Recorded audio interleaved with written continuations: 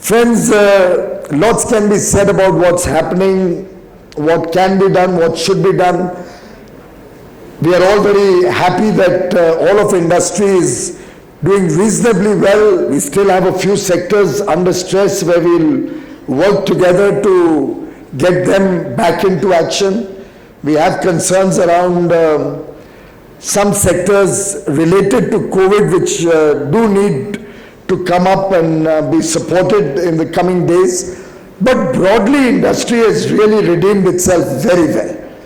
And even the figures that were being mentioned, of course, 400 billion looks to be a reality this year, which is almost a 40% growth over last year. We'll have services exports also showing a 40% growth. But the important lesson from this year for our international engagement has been that if we really make up our mind, if all of us put our heads together, if government and industry works in tandem, gets all our missions also on board, we start talking your language, walking the talk with you, things can be done. And therefore, I do believe that what Udayji just mentioned about aspiring for $1 trillion of services and merchandise each by 2030 or so is possible.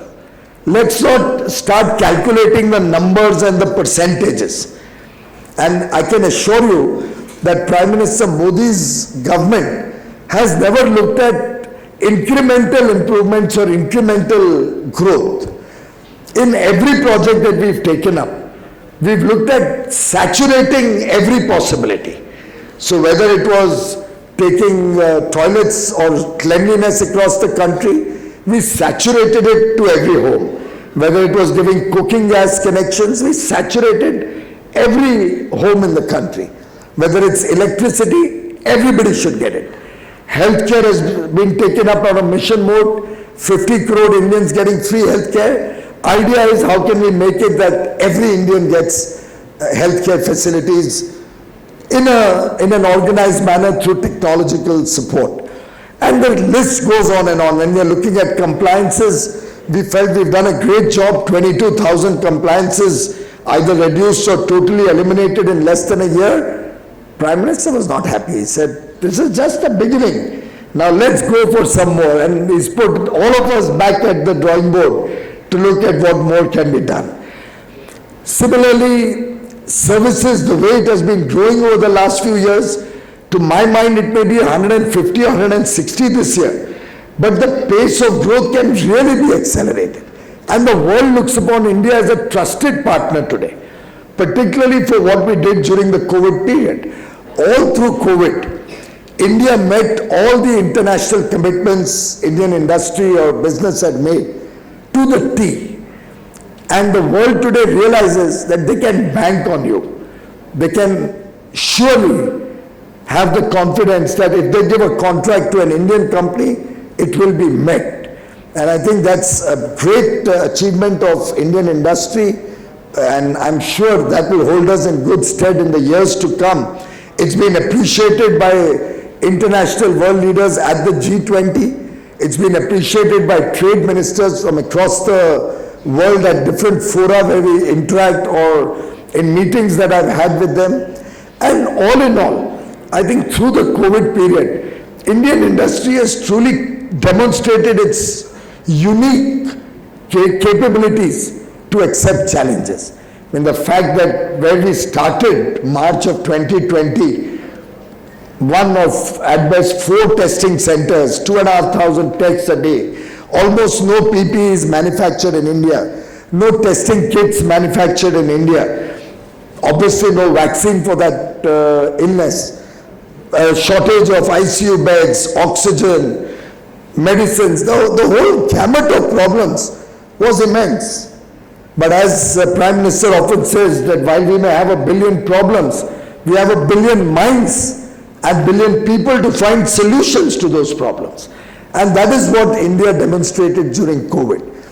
I'm very confident that the aggressive targets that we set, whether for international trade, whether for the future economic growth in the country, our ideas at 75 or resolve at 75 or India at 100 when we complete 100 years of independence in 2047. All of these are food for thought for each one of us, for what we can do to contribute and what lessons we need to take for the future.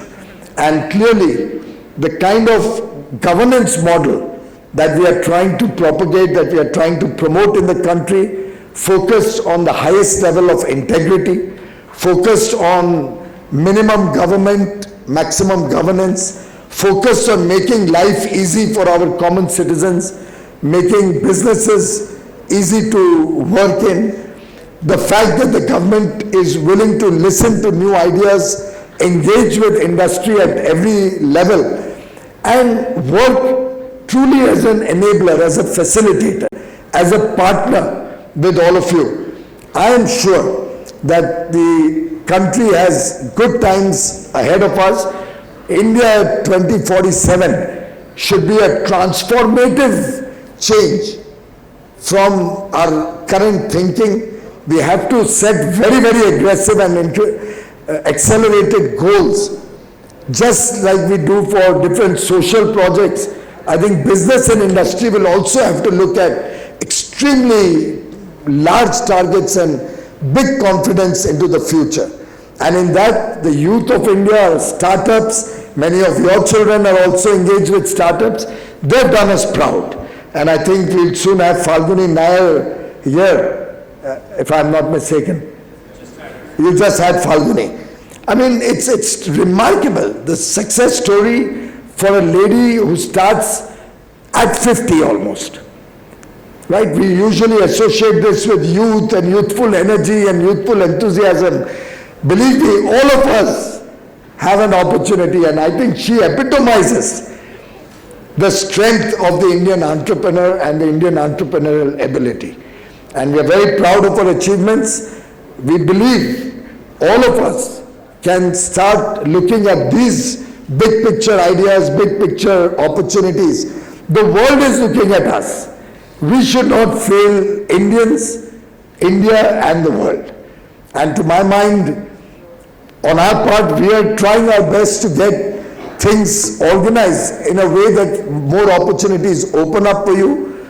At the industry ministry, there's significant engagement. They just spoke about the scale committee, which ultimately resulted in several steps being taken, both in policy and the PLI schemes that came out finally for many sectors. The large package for promoting semiconductor industry in India announced on Wednesday, 76,000 crores, in addition to whatever was already approved earlier, nearly 200,000 crores. So all in all, we are looking at about $40 billion being given out to industry to help promote new industry. And the Commerce Ministry working at a time on almost 6 FTAs, and maybe 1 or 2 more may get added in the next few days. We are looking at getting opportunities for our Indian industry, Indian business, and I have no doubt that all of these will give us a huge leg up, both in international trade, will give us a big leg up in India, because with economies of scale, when we produce to larger levels, we'll be able to bring down the costs and improve the quality of our products sold within the country also. And between commerce and industry, the coordination or collaboration today is so immense. In fact, tomorrow I will be in Mumbai engaging with exporters and Indian retail industry to examine what are the benefits the UAE FTA can give us.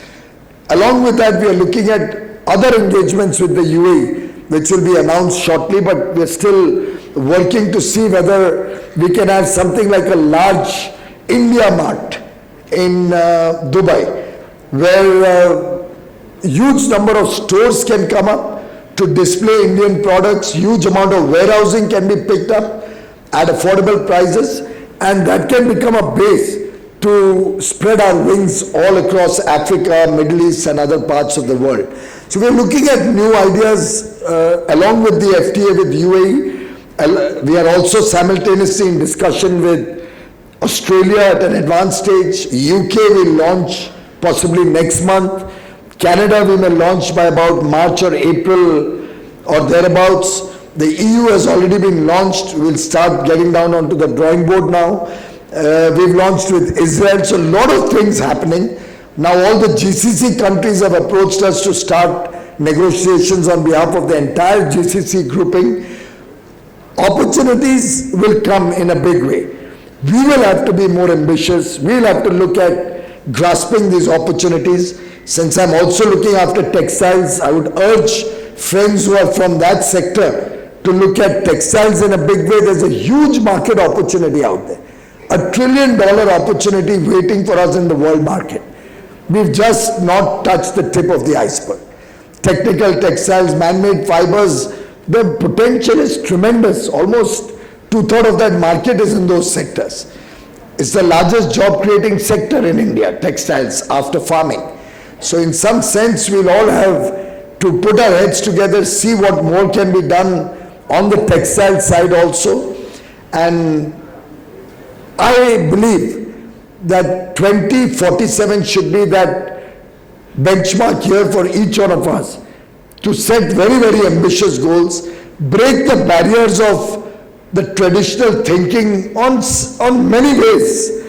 It's something which can only be done when we all come down together and decide that we are not going to be restricted in our imagination by the past. Let's unshackle from the past, go forward with great confidence, and the world is our stage and the world is waiting for each one of you.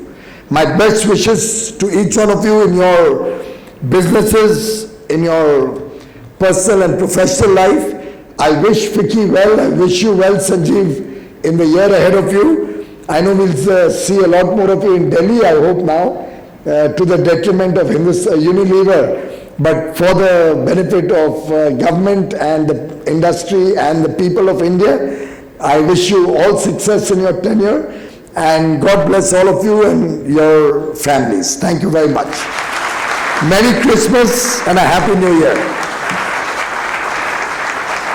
Thank you, Honorable Minister, for your noteworthy address and for sharing with us all these salient path-breaking policy support and initiatives.